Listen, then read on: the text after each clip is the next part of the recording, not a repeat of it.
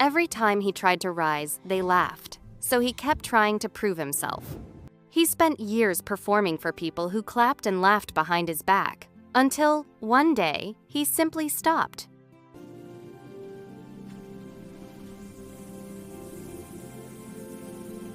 In a valley farm where every animal had its place, Noble, the chestnut horse, was something the others had never quite seen before.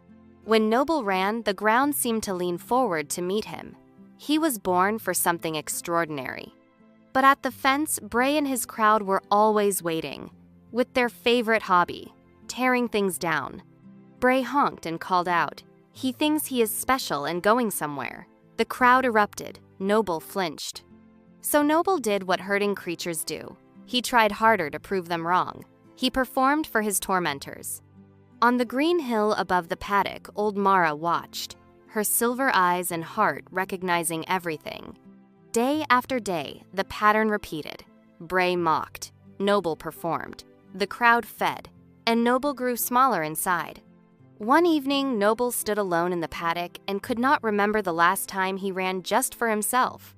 Mara came down from her hill that evening. She walked slowly directly to Noble and stood beside him in silence. She simply stood beside him, shoulder to shoulder, until he felt less alone.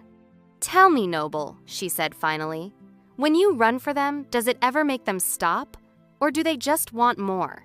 Noble was quiet for a long time. Then, slowly, he shook his head. "No, it never made them stop. Mockers need your reaction," she said. "Every time you perform for them, you hand them the very power they use against you." That night, Noble stood alone in the dark barn and counted the years he had spent running for people who never once cheered. Before the sun rose, Noble made a decision. Not with anger, just with one quiet word: enough. Morning came. Bray and his crowd arrived on time, loud as ever, waiting for Noble to flinch. Bray called out his sharpest insult.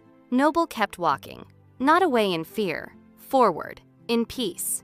Bray called again, louder this time. Noble did not even turn his head, and the crowd began to feel strange. At the far end of the paddock, the gate to the open field stood open. Noble walked through it, and then he ran. From her hill, Mara watched Noble run, and for the first time in years, she saw him run like himself. Without Noble's reaction to feed on Bray's crowd, drifted away one by one. Mockery needs an audience too.